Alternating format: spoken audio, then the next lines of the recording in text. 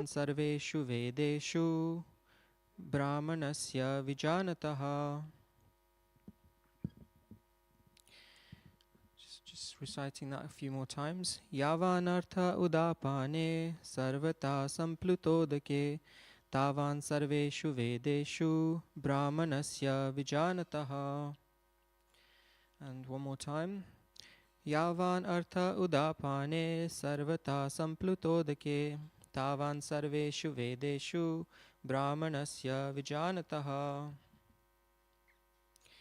So, reading the word by word translations. Yavan, all that.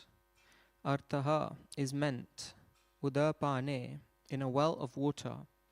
Sarvataha, in all respects. Sampluta udake, in a great reservoir of water.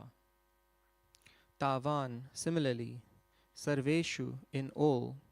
Vedeshu, Vedic literatures. Brahmanasya, of the man who knows the supreme Brahman. Vijanataha, who is in complete knowledge. Translation and purport by His Divine Grace, A.C. Bhaktivedanta Swami, Srila Prabhupada Ki Jai. All purposes served by a small well can at once be served by a great reservoir of water. Similarly, all the purposes of the Vedas can be served to one who knows the purpose behind them. So I'll just read the purport, a slightly longer one. The rituals and sacrifices mentioned in the Karmakanda division of the Vedic literature are meant to encourage gradual development of self-realization, and the purpose of self-realization is clearly stated in the 15th chapter of the Bhagavad Gita 15:15. The purpose of studying the Vedas is to know Lord Krishna, the primeval cause of everything. So, self-realization means understanding Krishna and one's eternal relationship with him. The relationship of the living entities with Krishna is also mentioned in the 15th chapter of the Bhagavad Gita, verse 7. The living entities are parts and parcels of Krishna. Therefore, the revival of Krishna consciousness by the individual living entity is the highest perfectional stage of Vedic knowledge. This is confirmed in the Srimad Bhagavatam as follows. Aho bata swa pachotagariya yaj jiva grivartate namatubhyam te pustapaste juhuvu sashnurarya brahmana churnama grinanti yete. O my Lord, a person who is chanting your holy name, although born of a low family like that of a Chandala, a dog-eater, is situated on the highest platform of self-realization. Such a person must have performed all kinds of penances and sacrifices according to the Vedic rituals and studied the Vedic literatures many, many times after taking his bath in all the holy places of pilgrimage.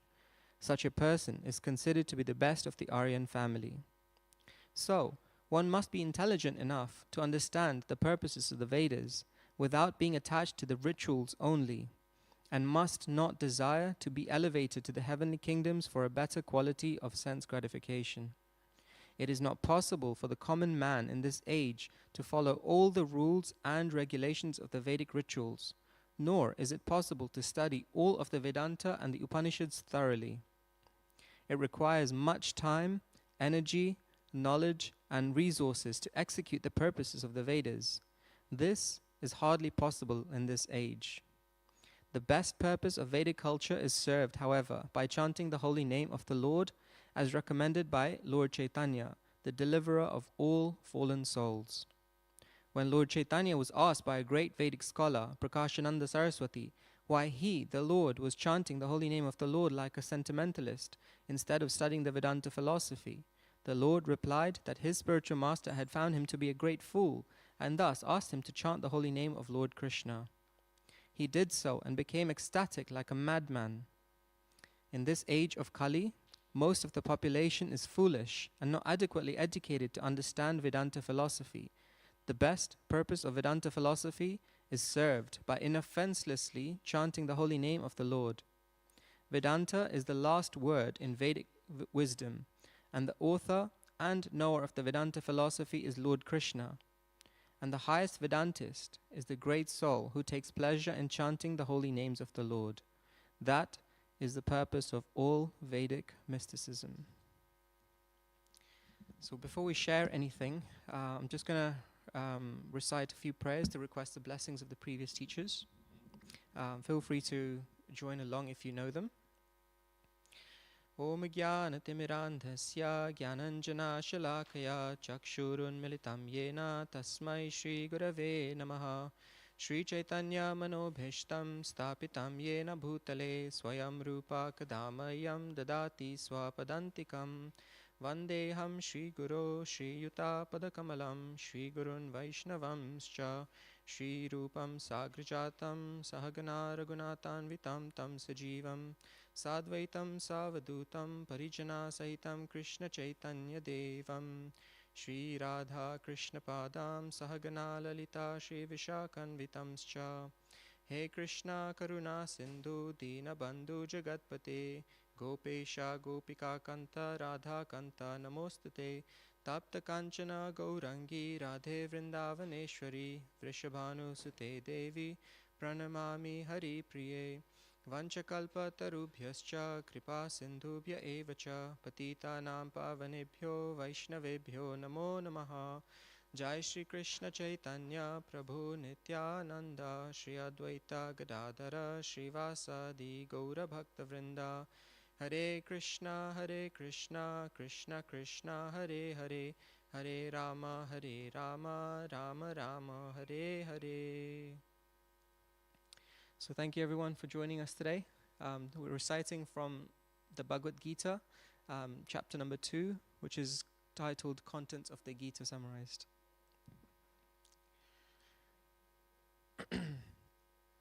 So for those who are not that familiar with the Bhagavad Gita starts with chapter 1, where we've got a personality named Arjuna.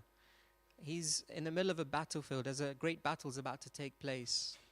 So, just before the battle is about to start, Arjuna asks his charioteer, who happens to be Krishna, please drive my chariot in the middle of the battlefield so that I can see who I'm about to fight. And so as Krishna drives that chariot in between the two armies, Arjuna observes all his enemies, so to speak. And his enemy is made up of his teachers, his family, his loved ones. And so he becomes quite bewildered. Like, how am I supposed to kill those who I hold so dear to me? And as he observes that, he quotes some really valid reasons why he doesn't think this battle should be fought. So he says, if I kill those who are my family, then our family traditions will be lost. All the loved ones, if I kill them, then what will be left to enjoy once the battle finishes? And I'm also fighting my teachers who have given me this knowledge. So at the end of the first chapter, he puts down his bow and says, I will not fight. So in the second chapter, Krishna starts to give a bit of wisdom to Arjuna's confusion, saying, you're a Kshatriya. A Kshatriya means one who's a warrior. So he's saying, by not doing your duty, you're actually going to dishonor yourself. You have to ultimately do your duty. And so he then goes on to explain and refute some of the worries that he has, which were, killing his kinsmen. And so Krishna, in the beginning of chapter 2, explains that actually we're a spirit soul. We're not this body. So even if you kill this body, that spirit soul simply transmigrates. Just like we may put on different clothes each and every single day. So at the time of death, then that body just changes. It's not that we're killed. So that's kind of the setting that we find ourselves in the beginning of chapter 2. So we're coming to where we currently are. But this first section of the second chapter teaches us something actually quite profound, which is when we're faced with confusion in our own lives, how is it that we deal with it? So the Dalai Lama was once asked, what confuses you most about humanity? His response was, we sacrifice health to make money. And then we take that money, we sacrifice that money to try and recuperate that health. We're so anxious about the future that we don't enjoy the present. And ultimately the result is we don't live neither in the present nor in the future. So one lives as if he will never die, and he dies as if he never lived. So quite profound. Like it just appears we're quite confused in our own lives in every single way. So in times of confusion, the world teaches us that we have to act first and then think later. We have this constant mindset in life, like God, spirituality, that will come later. You focus on life now. Get on with life. Otherwise, you get left behind. But actually, starting from this chapter, we're starting to learn this principle that we have to ask first and then act later. So then in this section of the second chapter, after Krishna has explained what is our real identity, which is the spirit soul, what we're dealing with. So he talks about how one of the things that we're searching for, maybe let's put that as a question to the audience here. What do we think we're all looking for in life? Anything that jumps to mind? Happiness, contentment, yep. Any other answers? Fantastic. What are we looking for in life? Connection, yeah. And definitely you seem very elevated. You're already going to that higher self, But yeah, even just on a simple level, we're ultimately looking for connection with others, right? And that's misplaced because, ultimately we're looking for that connection with the higher self. Any other answers? I mean, in one sense, we've captured it, happiness, contentment, that connection. And so Krishna, in the beginning of the second chapter, he explains that happiness and distress come on their own accord. Just like we have seasons. So right now we're approaching the summer season. So we don't have to ask, I want summer to come. Naturally, it will come. And same, once the season passes, then the winter will come. So again, we don't have to look for it. We don't have to ask for it. It will automatically come. So happiness and distress are a little bit like that. That they will just automatically come. So if one of the things I like to say to people is, if you're in a very happy situation at the moment, you just got to relax, some distress is around the corner. And similarly, if you're in a very distressed situation, then you don't have to worry too much because there'll be some happiness. They just come on their own accord according to various different factors.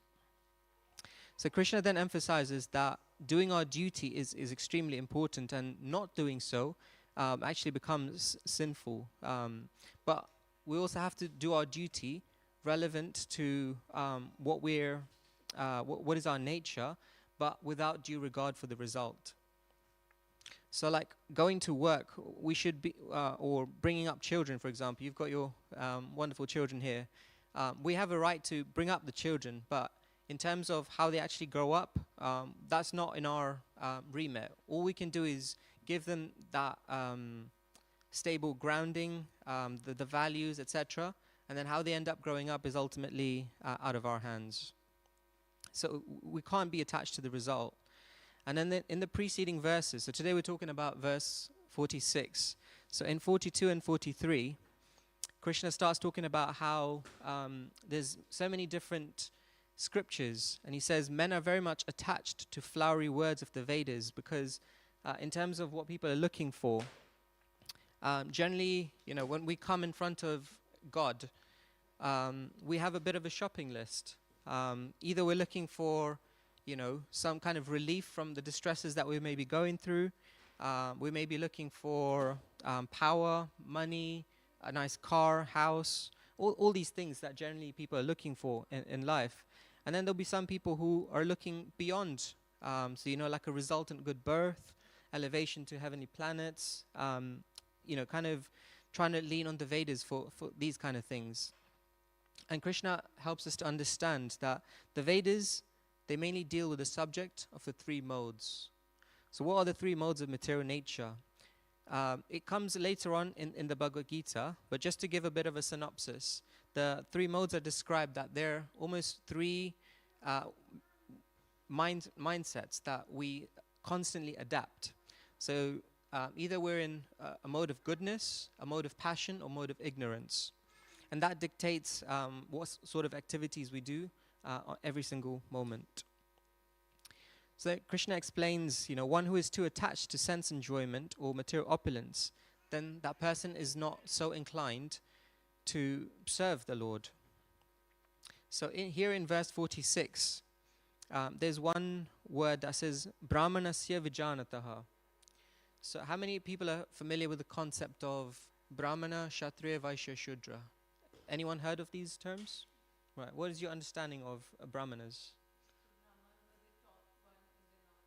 Right. So you've hit the nail on the head. That is what we mostly understand, right? That there's like a hierarchical system, right? Yeah. But did you know that caste system is actually a very perverted form of what was originally outlined by Krishna? So let me give you an example. Say you've got any doctors in the house today, or what? Let's see if we have any professionals in there. Any like PhD in pharmaceuticals, right? So you're very well studied, right? So you've got 2 children, right? Now, just because they're children, do they become PhDs in pharmaceuticals? No, why not?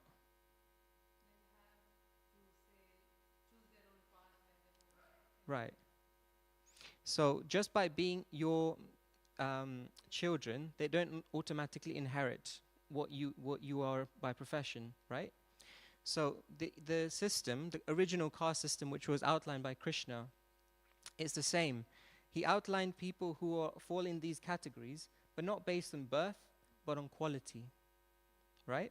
So most of what we see in India today is actually a very perverted form. People are adopting these castes for the sake of looking down on other people. But actually, all these, the Brahmanas, your Vaishyas, Shudras, etc., was based on what qualities we're naturally inclined towards. So you may have doctors. Just because somebody's a doctor doesn't mean that their children are doctors. If you're a son or daughter of a doctor, you may have more tendencies towards being a doctor, right? But until you actually qualify as a doctor, you can't be that. So it's the exact same thing here.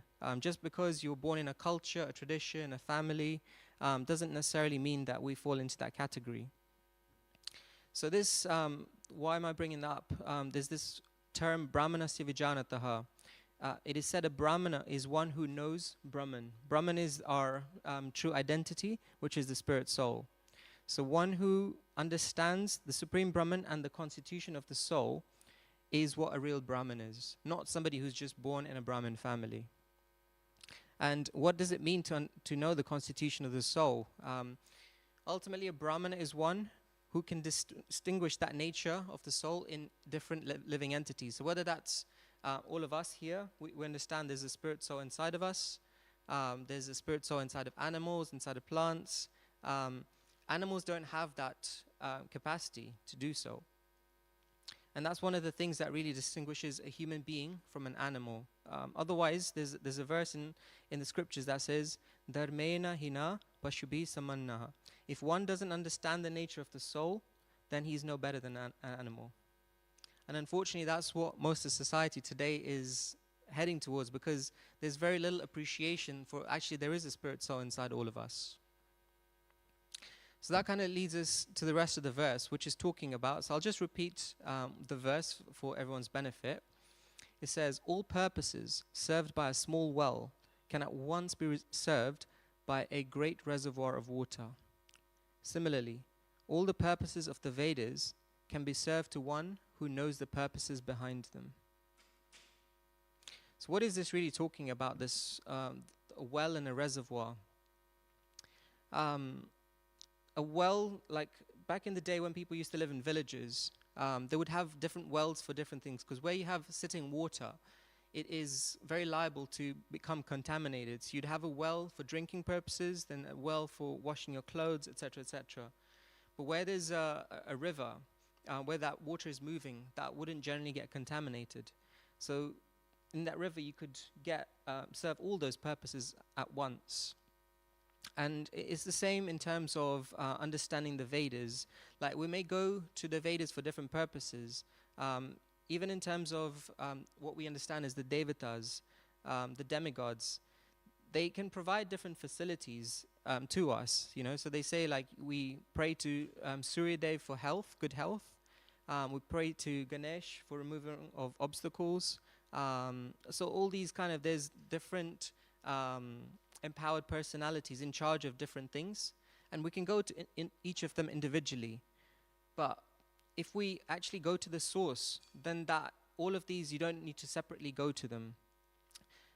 So to give another analogy to understand that better, think of a government. You may have different ministers in the government. Now you may have an education minister, you have a health minister, you have all these different ministers in charge of different things. But ultimately, you've got a prime minister that's looking after every single department. So if you wanted to make some kind of changes to the health policy, you could approach the health minister, and that's probably the best person. But at the same time, if the prime minister says something regards to health, then they have overall authority. So like that's one of the kind of key points that we draw out from this verse, is that if we know the purpose of the Vedas, then we don't need to go to each of the individual Vedas to try and understand what are the rituals behind it.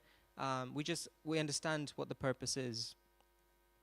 Generally, people approach devotees like Lord Shiva for material motivations. Of course, Lord Shiva is easily pleased. He's got another name called Ashutosh, which means easily pleased. And a lot of times when people approach Lord Shiva, they do so with actually not so pleasant requests. There was one story where one devotee of Lord Shiva approached him to say, I want this benediction to be able to basically split anyone's head as soon as I touch their head from their body. So to please Lord Shiva is quite easy. Generally they say if you just approach Lord Shiva with some bael leaves and some water, then he actually becomes very pleased.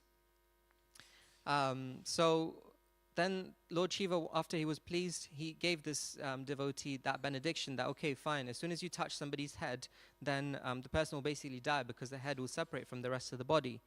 So this devotee then started thinking, okay, now I want to try this out if this is going to be real. So he started looking around, and then he saw Lord Shiva himself. And he went to try and touch Lord Shiva's head. And of course, that's not a very pleasant thing. And Lord Shiva realized what was happening, and he had to run away from there because he didn't put any conditions in that benediction.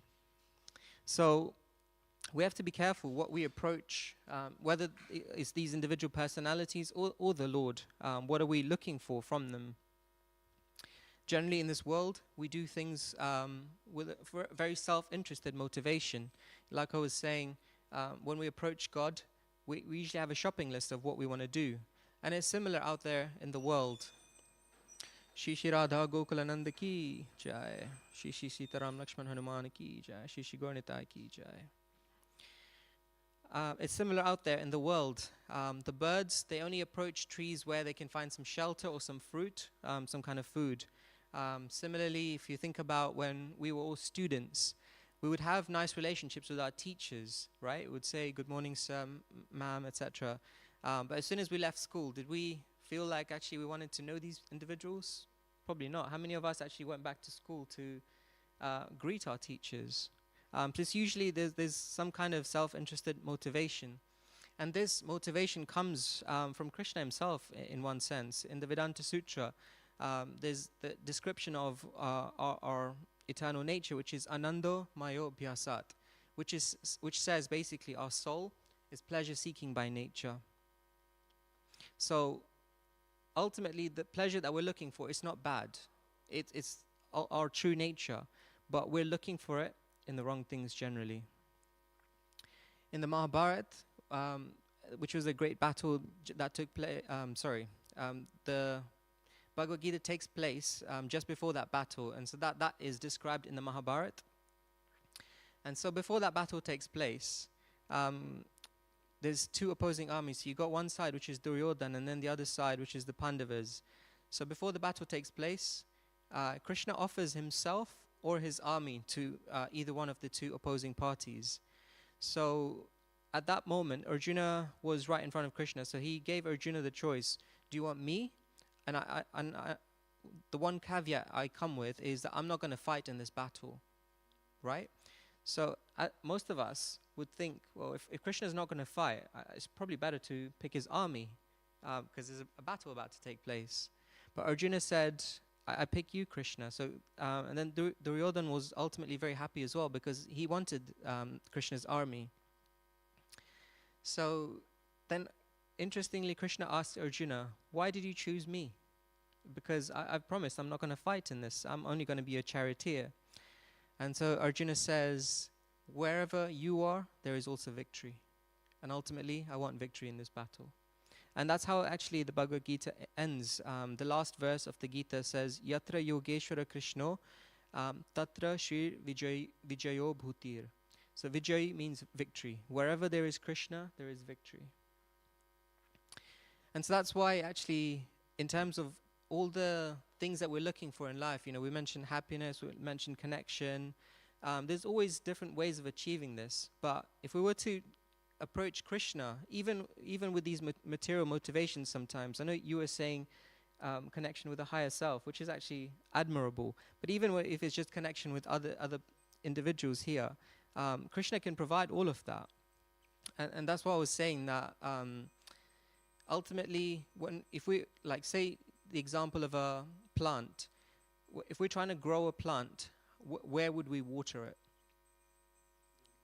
The roots, right? We're not going to water each of the individual leaves, the branches. Simply by watering that root, the entire plant becomes nourished. Similarly, like if we wanted to feed ourselves, we're not going to say, my arm needs a bit of food, so I'm going to try and force feed my arm, my legs. You simply just eat that, and then the rest of the body is nourished. So Krishna is a bit like that. He is the source, he's the root. Any motivations, any requests we may have, we can ultimately approach him. Another example Srila Prabhupada would often give is that if you have £1 million, then £10 or £20 is automatically in there, right?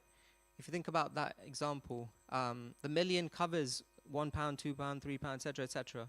So you don't need to necessarily think about where can I get that £10. If somebody was to approach you with £1 million, then your £10 is automatically covered in there. So in Srimad Bhagavatam, it says, Akama sarvo kamo va moksha kama udaradi tivrena bhakti yogena yajeta purusham param.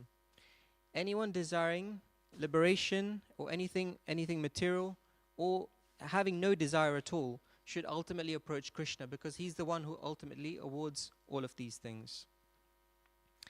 But sometimes people are actually afraid to approach Krishna. And why is that? It is said that the Devatas, the demigods, will give you what you want. Like I said, Lord Shiva is very easily pleased, so he can fulfill a lot of our desires. But Krishna will only give you what you need. And he only does so after he purifies our heart a little. So actually it's beneficial for us to approach Krishna, because he will give us what we want, but also purify our hearts at the same time. But there is still a fear, because in the 10th canto of Srimad Bhagavatam, there's a verse that says, Yasyaham anugrahanami harishye tadhanam shanai. If I especially favor someone, so this is Krishna speaking, he says, if I especially favor someone, I gradually deprive him of his wealth. Now, who he is going to pray to Krishna in the risk that actually my wealth may be disappearing, I may be going to him, say, I wanted this nice car or a nice home, and suddenly I'm finding these things disappearing from me. But ultimately, he'll only do that if he really values and, he values all of us, but if he especially favors us. And to put that into context, like say, you guys have some children here.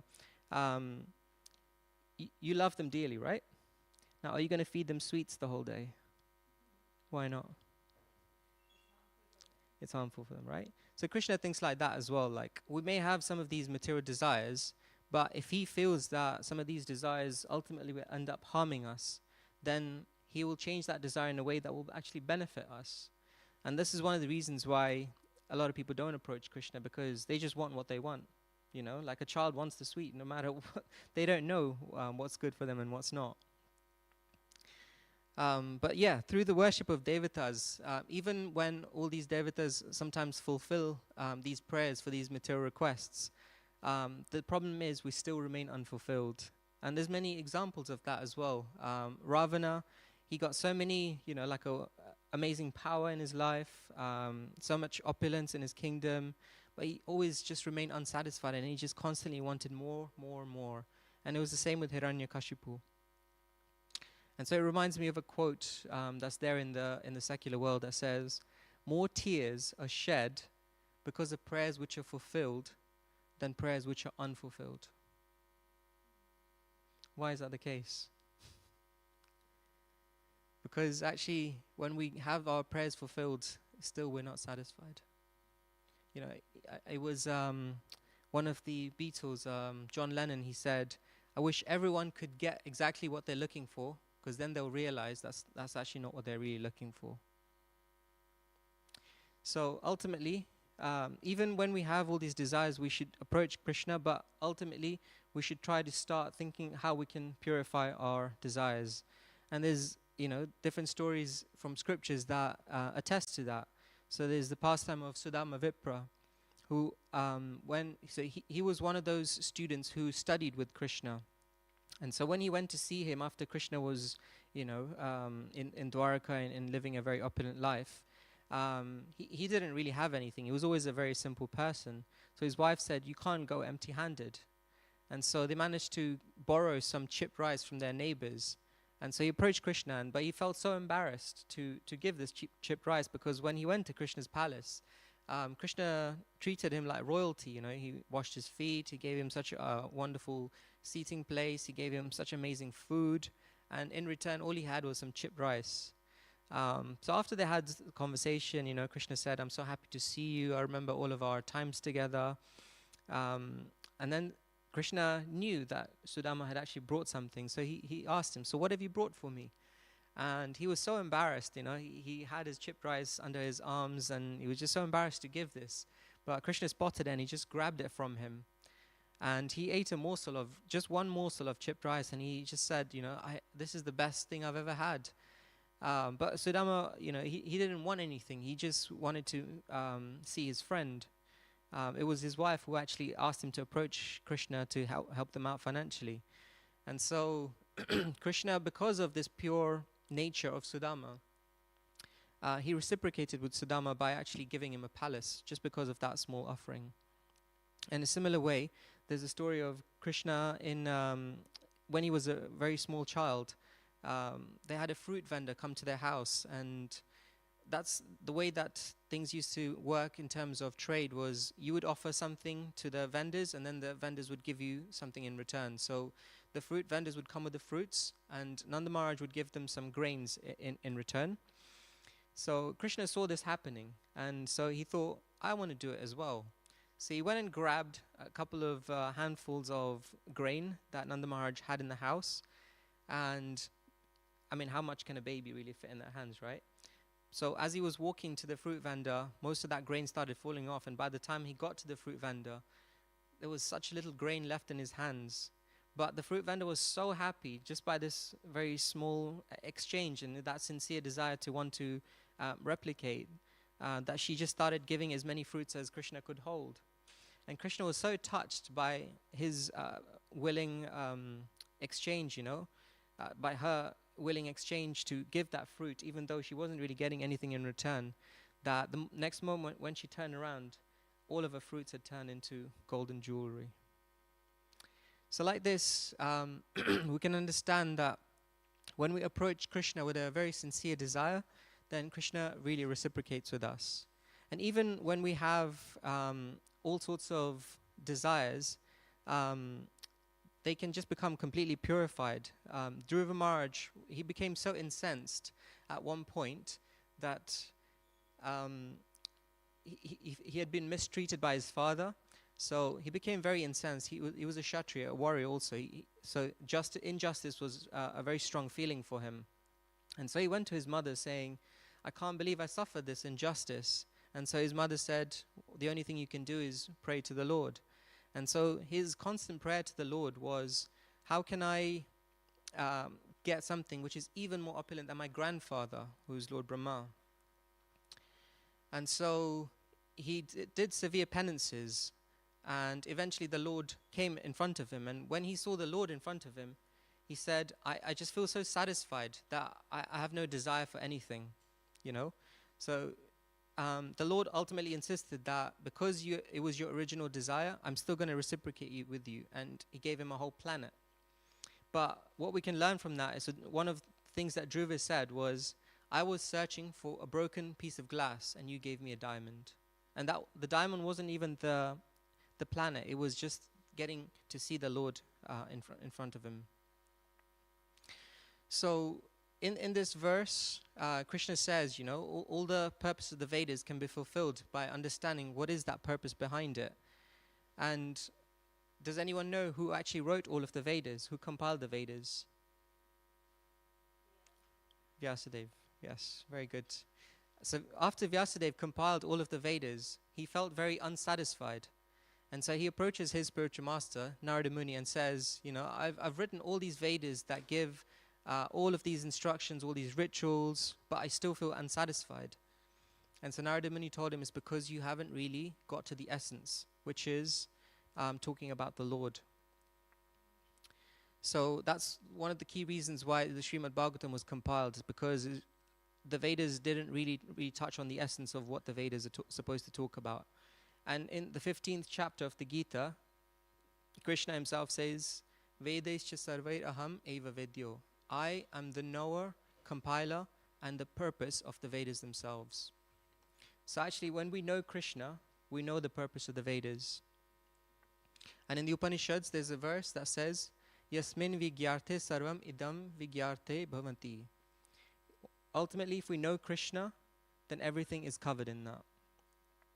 But the problem is, most of the time, we get so caught up in what we know, what we believe in, and we're so close-minded that we're not willing to see what else might be out there.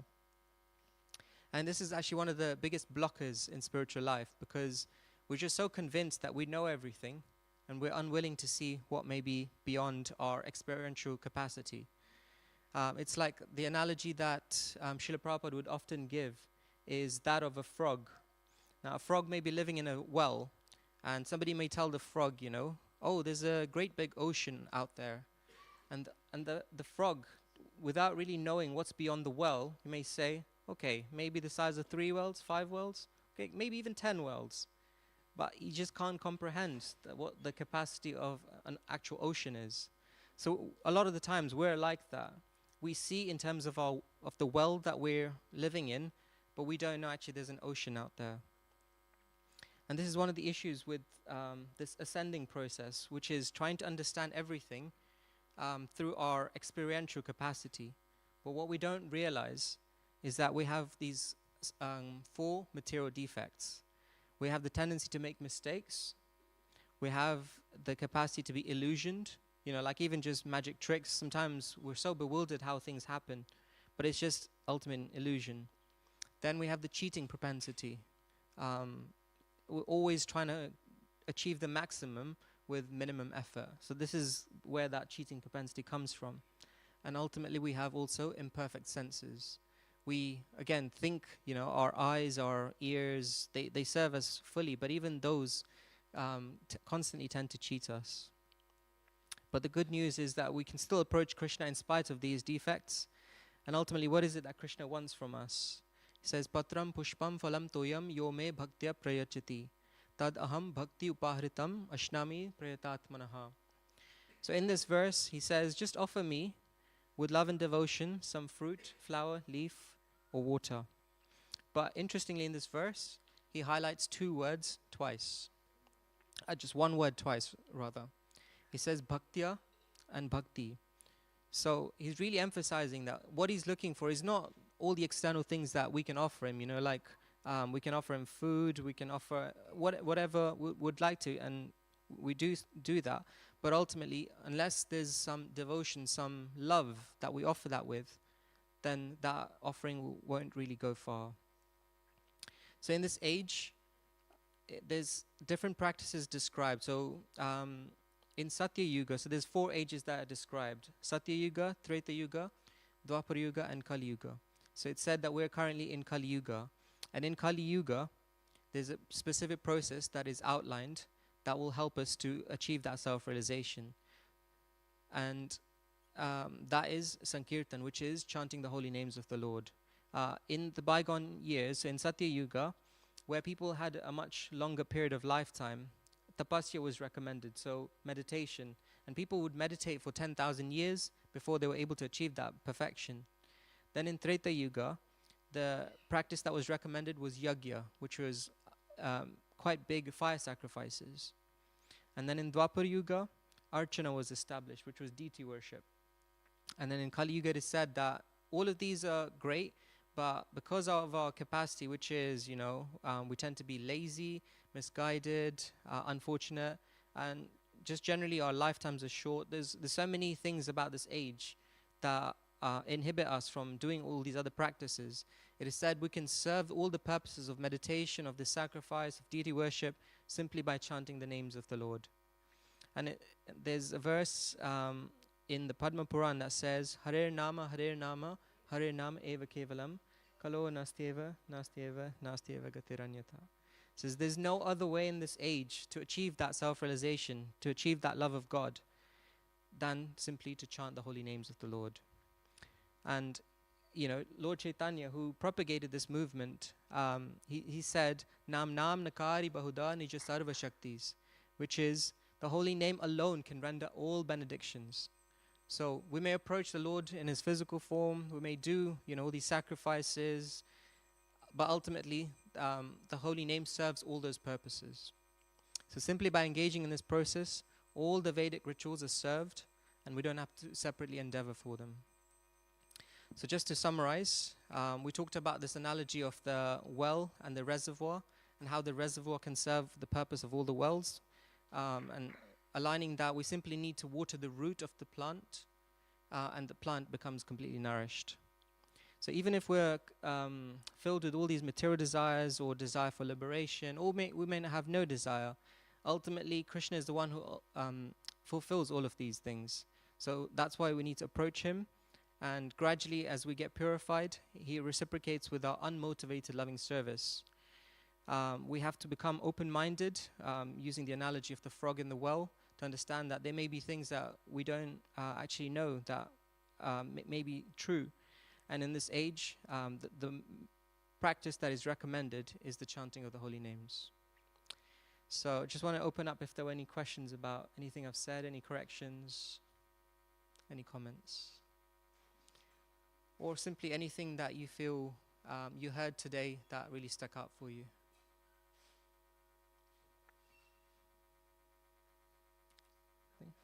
Sure. Thank you.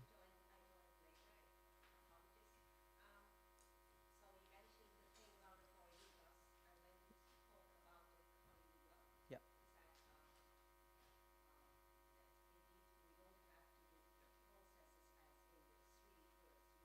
Yes.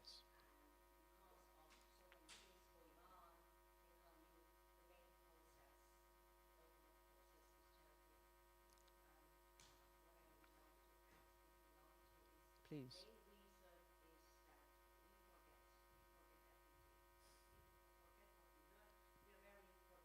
Mm.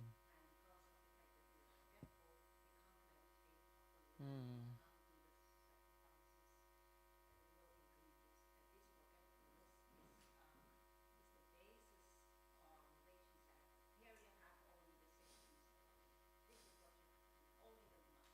Yes.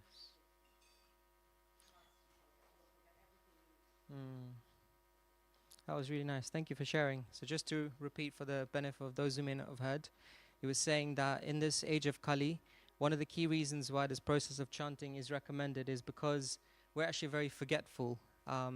We're unable to really meditate because of that forgetfulness. We're unable to really do any of the other processes, and that is, one of the key reasons why. Yeah, exactly. Thank you so much for sharing. Okay. Any other questions before we finish off? If not, the darshan will be opening in a few minutes. Thank you all for being here this evening, and have a wonderful evening. Hare Krishna. Srimad Bhagavad Gita ki jai.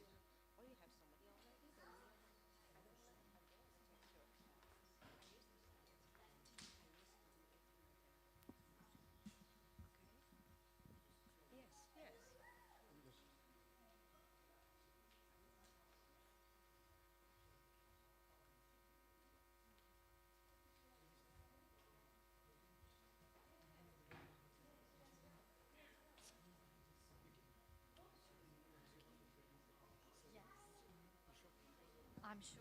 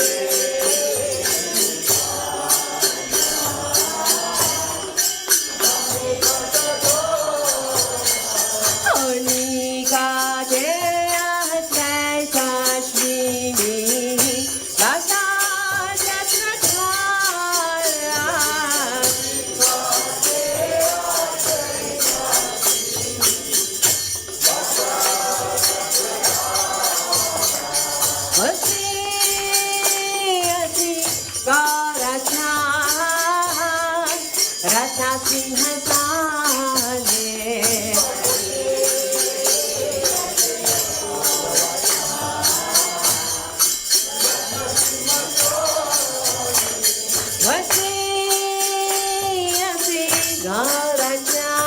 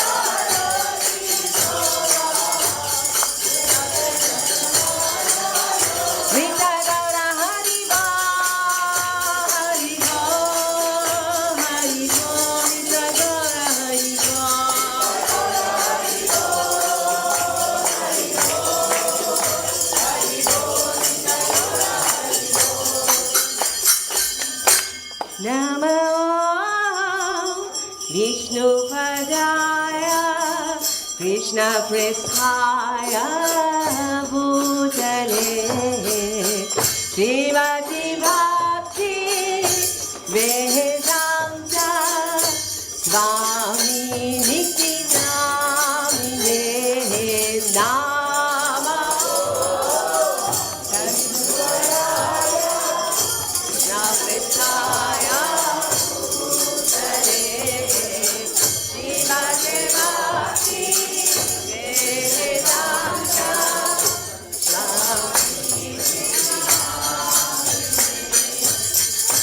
Namaste Saraswati Deve Gauravani Pracharine Nirvishesha Sunyavadi Ashatari Satharine Namaste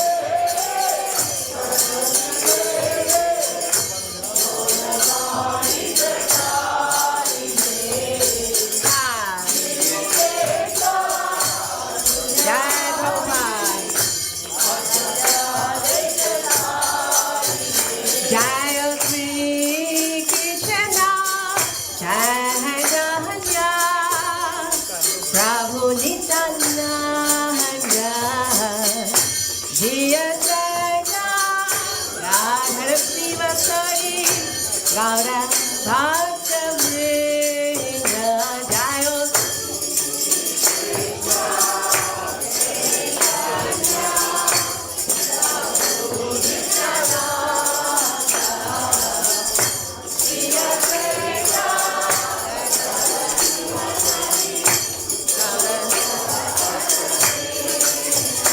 Jaya Sri Krishna, Jaya Jaya, Prabhu Nityananda, Jaya Jaya, Radha Srivasadi, Gaura Bhakta Vrinda.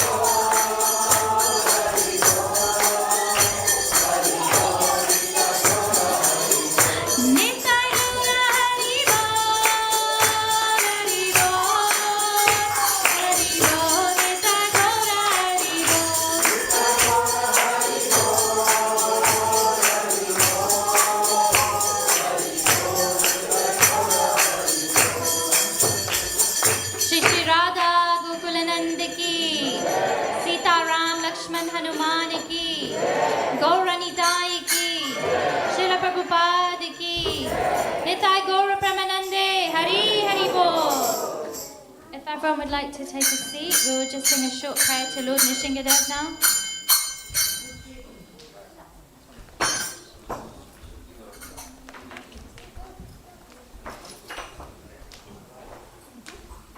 Namaste Narasimhaya.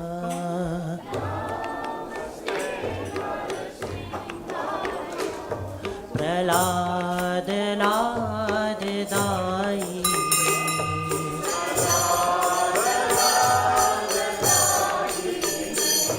Hiranyakashipu Bhakshaha.